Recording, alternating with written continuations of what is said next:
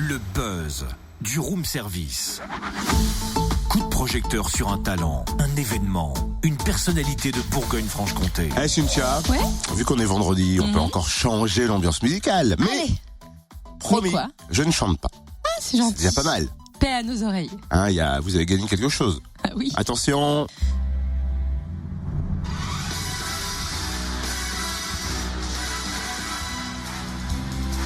Rick, je m'appelle Rick. N'importe quoi. Eric, comment? Gêné. Pardon? Générique. Comme le festival. C'est recherché, dis-moi. Ouais, t'as vu ça, c'est la classe, hein.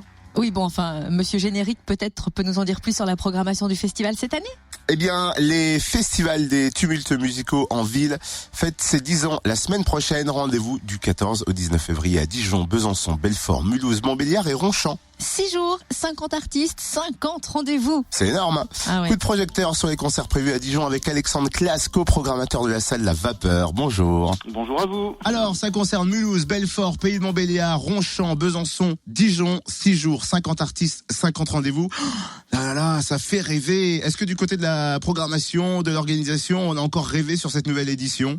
Bah bien sûr, surtout que là c'est une édition un peu spéciale puisque c'est la 10e, hein. Et donc voilà, toujours cette aventure partagée avec toutes les villes que tu viens de citer et les Eurockéennes de Belfort qui sont à l'initiation du projet. Alors, concrètement, comment fête-t-on ces 10 ans? Alors, disons que c'est une édition un peu spéciale du côté de Dijon puisque vous êtes au courant, ou je pense que la plupart des gens sont au courant que la Vapeur est en travaux. Du coup, c'est une année un peu spéciale pour nous puisque on ne sera que dans des lieux en ville, mais la Vapeur étant en travaux, on ne pourra pas en profiter cette année. Donc du coup, ça nous a forcé à trouver d'autres endroits et des nouveaux lieux à investir pour cette édition. Mais c'est plutôt pas mal de découvrir des lieux pour la 10e édition. Alors, qu'est-ce qui nous attend du côté on va en parler, de Dijon. Ça va se passer où? Qu'est-ce qu'on va pouvoir voir? Qu'est-ce qu'on va pouvoir applaudir? Dans quelles conditions? Raconte-nous tout. Alors, en majeure partie, on a vraiment 3 temps forts sur le festival qui sont des soirées qui se dérouleront au Consortium, le Centre d'art contemporain, pour 3 soirées aux esthétiques assez différentes, entre le rock, le punk, la pop, l'électro ou la folk. Et puis ensuite, on se balade dans d'autres lieux comme la Péniche Cancale, un lieu qu'on investit quand même relativement souvent tout au long de l'année.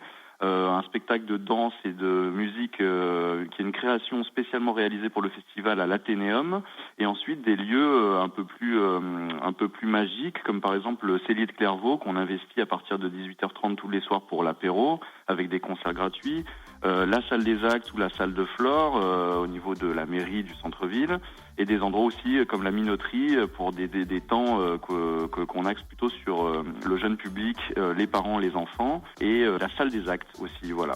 Alors, du coup, on se connecte sur Générique avec un q-festival.com. Le programme est énormissime parce que 6 jours, c'est une semaine complète. Concrètement, est-ce qu'on peut tout faire ou il faut choisir?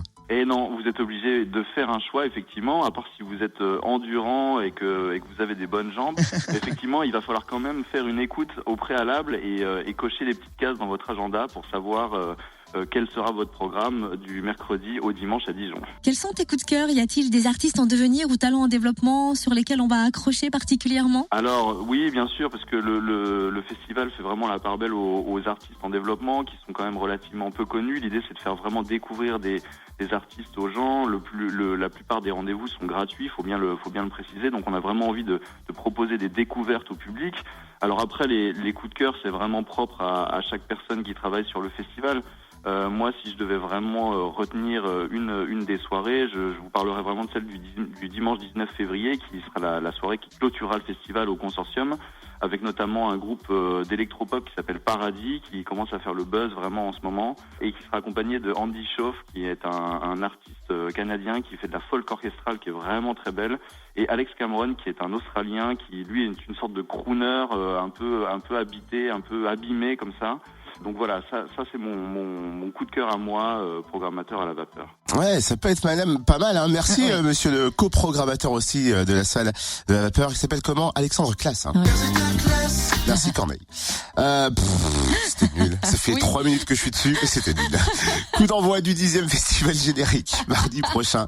Notez qu'il existe désormais une billetterie en centre-ville, sans frais de location, à la raffinerie, 14 rue Charrue, à Dijon. Et notez aussi que le festival s'adresse aux enfants avec un après-midi qui leur sera dédié à la minoterie à Dijon le samedi 18 février. J'ai noté ça, moi. Voilà, avec 2 ateliers, je crois qu'il y a Labyrinthe Habille et Appliquons-nous, et un concert spectacle rock pour les 6 ans et plus. Bref, le programme complet est sur générique avec un Q seulement-festival.com. Et lundi, on s'attardera sur la programmation byzantine avec Simon Nicolas de la Rodia. Retrouve tous les buzz en replay. Connecte-toi.